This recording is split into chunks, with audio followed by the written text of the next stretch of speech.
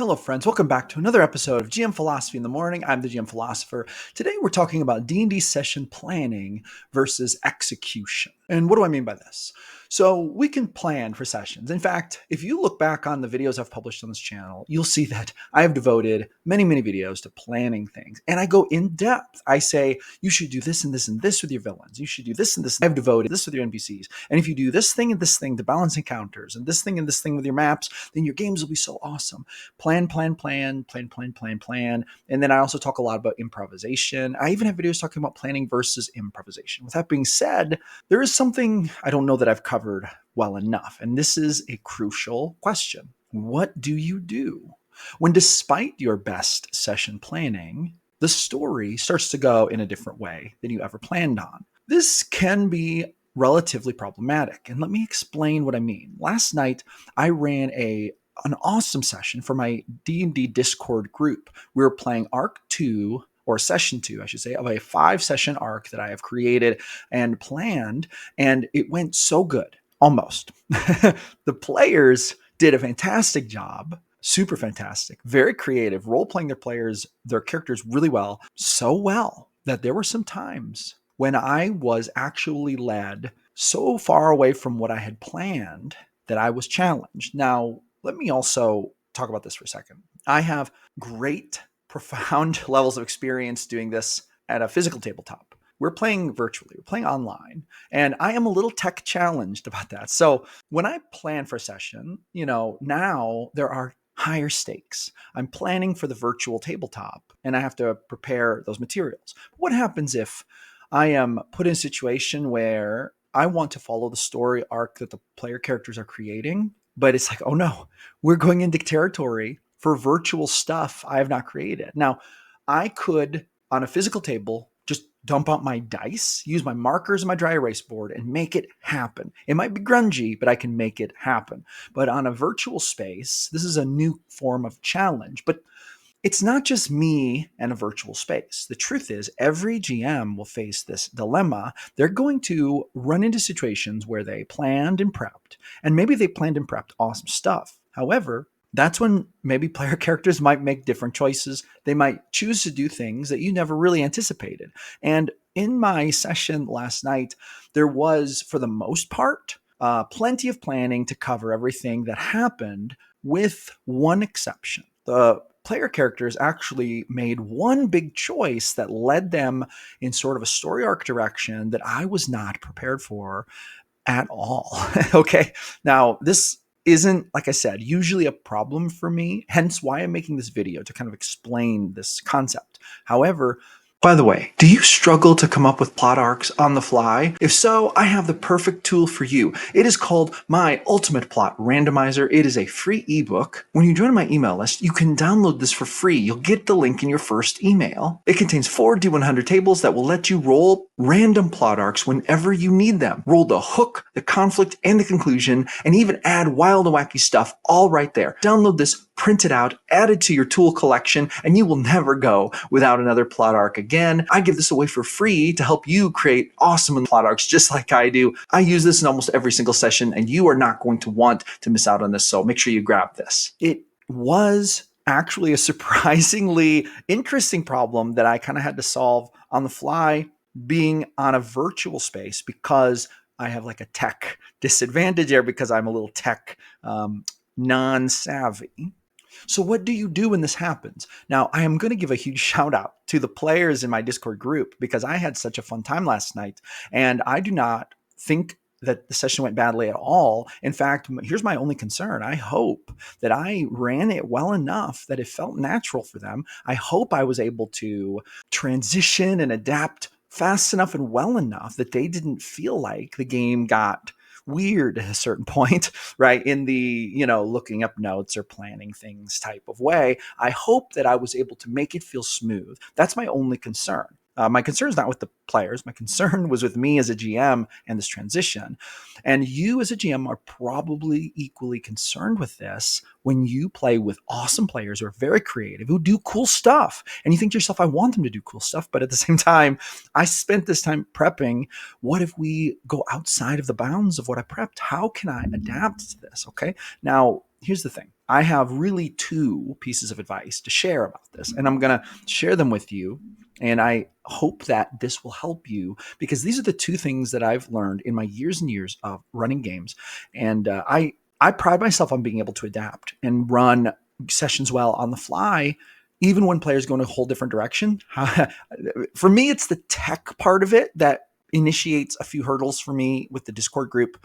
But as a general rule, I'm very good at this from from a place of like creativity and dry erase boards and dice and making things work in a physical room. So here are the two pieces of advice that I would give to people who maybe struggle with this or are afraid of it happening to them, especially new GMs out there trying to run awesome games, but there maybe have this little voice in the back of their head saying, watch out, your players might do things you did not prepare for, and you're going to look like a fool. You're going to look like a bad GM. They're going to tell you didn't prepare, and it's going to make you look like you're not doing a super good job. Well, let me tell you, first of all, to put your mind at ease, because players understand. Players understand, well, most of them, they understand that they're going to do stuff the GM didn't plan for. And that's okay. It's totally fine. In fact, you not planning for something the players decided to do is just another part of the game. It's an accepted, regular, normal part of playing D&D. It's a very normal part. So here is what you can do to help yourself. First of all, friend, let yourself off the hook. Do not beat yourself up. Do not be stressed out. I'm going to give it a 99% sure chance that your players are going to love your game, even if you get led into deep, deep waters, unknown waters, and you flounder a little bit, and maybe it's not perfect. I bet you that your characters are going to love, love, love your games anyway, probably because they just love the hobby, and the fact that you're willing to run a game will make them appreciate you. This is how I feel about every single GM I've ever played with. I have always been very thankful to have someone running a game, even if it wasn't perfect. And guess what? I've never yet seen, run, or heard of a perfect D&D game. There's always going to be some kind of little hiccup, and that's totally okay. Now you might be saying, GM Philosopher, that sounds great. Letting myself off the hook, that sounds nice, but how do I fix the problem? Okay, listen to me. I'm going to tell you, GM to GM, honest, this is how you solve it. Hey, real quick, are you tired of rolling the same old dungeon loot using these same old methods time after time, game after game? Well, I have a solution for you. This is how I roll all of my dungeon loot now. It's a book I created called The Ultimate Dungeon Loot Randomizer. This book contains 10 massive D100 tables full of awesome dungeon loot. Roll on a table for mundane items, slightly magical dungeon items, mundane weapons and armor, magical weapons and armor, individual pieces of treasure, magic scrolls, potions and elixirs, cursed items, forgotten wonders and otherworldly relics, and even full chests of treasure and loot. This book is now available on my Blurb bookstore in 3 different versions. There's a hardcover option, a softcover option that's more affordable, and a super affordable digital ebook option. It's even system agnostic, meaning you can use it with any fantasy TTRPG system, and you can just adapt it to the rule set you're using. Link is in the description. Don't miss out. Grab it today. You want to slow down for a second, and you want to think to yourself, what are the players doing? Like, what exactly are they doing? What are they trying to do? You want to get hyper-focused on the decision the players have made, and you want to identify where it has deviated from your plan. Okay, the best laid plans of mice and men, as they say, oft go awry, and this will happen in your D&D game, but it's really important for you to be hyper-aware and vigilant of when this happens. In my game last night, I was particularly keenly aware of the moment a large deviation happened. And like I said, I'm not putting this on my players. They don't know what I planned. They're just playing the game, which is what I want. They did it perfectly. But for me, it's like this deviation happens. And this is what I thought. And this is what I always think at the table, on the virtual tabletop, whatever. I think, okay, I see we've made a deviation. I can see now that I have my plans over here, but we're over here. Okay. So now there's a tendency to want to steer everything back over here. Sometimes that's just railroading. Sometimes you can find a way to steer it back a little bit. Sometimes you can find a way to take this stuff and to put it over here, at least 50% of it, and make it still work. But what it really comes down to is this. Where did the players deviate, and what do they want to do? Because Player choices are what should drive the narrative. And I say this all the time, and I hope I don't sound like a broken record. Hope I'm not getting annoying, but player choices drive the narrative. Now, when I say that, here's what I mean by that. As a GM, you might think to yourself, "Oh no, the story isn't going to work right. If they go do this thing." Or you might think to yourself, "I didn't prepare for the stuff for over there. Maybe I didn't prepare the plot. I didn't prepare the monsters. I didn't prepare the treasure, the loot. I didn't prepare any of it for over there." Friend, this is okay. This is okay. And it's really important for you to understand that when players go in different direction, you're now in the waters of creation. It is time for you to engage your deep set creative energies and to go with your instincts and just do the very best you can. And understand that the best you can do will be good enough. It's just really important that we understand that situation and we don't try to cram it all back over here, and that we don't try to over cram this over here. Sometimes this stuff can be moved over here, right? If you had loot over here, you could probably put it over here. If you had monsters over here, they can probably be put over here. If you had other NPCs they were going to meet, well, they can probably be moved from here to over here, right? Whatever it is. But here's the thing. Sometimes the simplest decisions make the biggest changes. They choose to kill the NPC that you were going to use to lead them to the treasure. They go to a whole different place than you planned on them going. They choose to befriend or become allies with the person you thought was going to be a mid-level villain. That one NPC who's going to give them crucial information, they're convinced that person was lying and they kill them. Whatever it is, there are so many ways where it can go off the rails in the planning sense, not in a game sense. And this is also important to understand. When things go off the rails from a planning perspective, this does not mean that the game is going off the rails. This means the game is picking up life. It's picking up energy of its own, and it is starting to roll in a good direction. Good direction, because why would the players be doing this? They wouldn't be doing this if they didn't want to do it. They're doing it because they're having fun and they wanted to go over there. You, my friend, in setting up a game situation where the players have deviated from your plans, have outdone yourself, you have created a situation where you allowed for such interesting stuff going on outside of the scope of your plan that the players went zoom and they went over there. So bravo. This is success. This is called big success. All you have to do now is let them tell that story. Let them tell that story. This doesn't mean there's not going to be conflict.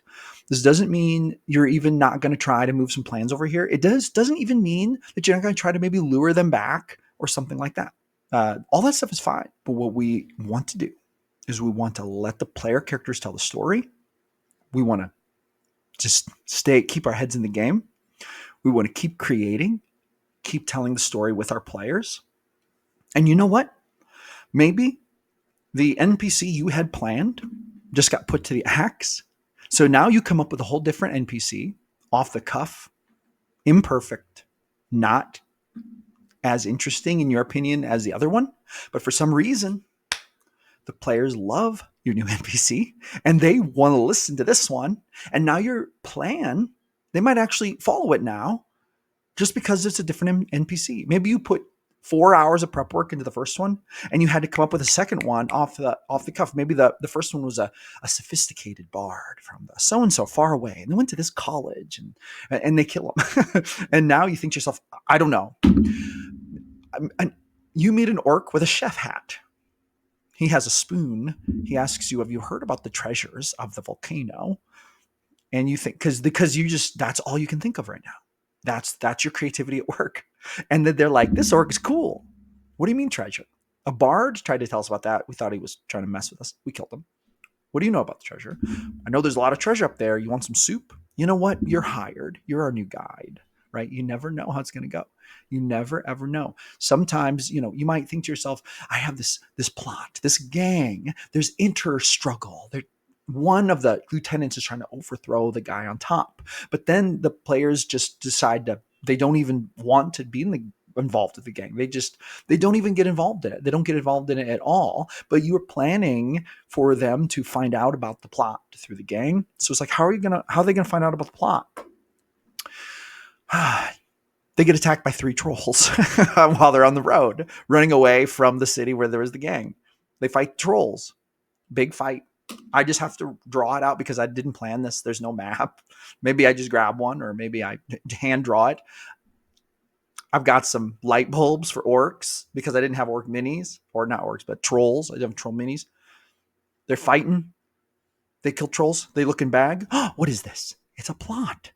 They found a document, a courier who was traveling to the gang, and the trolls kept the document because they thought maybe they could wrap some candy up in it, maybe wrap a human leg up in it or something.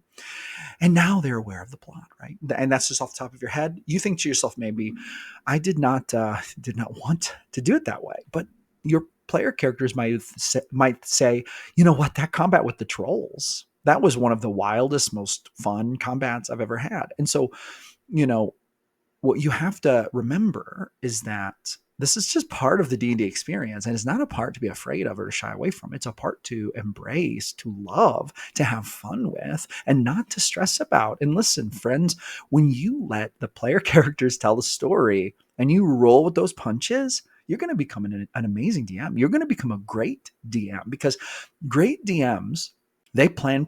This is good. But when things go off the rails is when your skills as a GM truly come out to shine. That's 50% of the skill set of being a GM. Is there's the planning, but then there's what do you do when we deviate from the plan?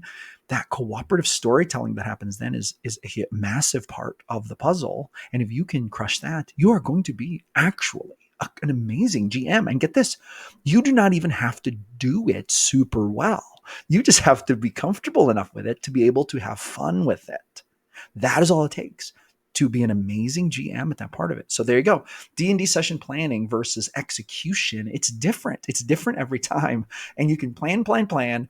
That does not mean your plans are going to get used. And it doesn't even mean they should have gotten used in the first place. And if players deviate from it, guess what? Even better, because now we're going into that hot creative territory of rolling with the punches and creating as we go. And that's when D&D actually most of the time gets truly more exciting. So there you go. That's all I have to say on this one. Thank you so much for coming back for another episode of GM Philosophy in the Morning. I'm here every day creating videos about the best game in the world, D&D. So I will see you awesome people on the next one.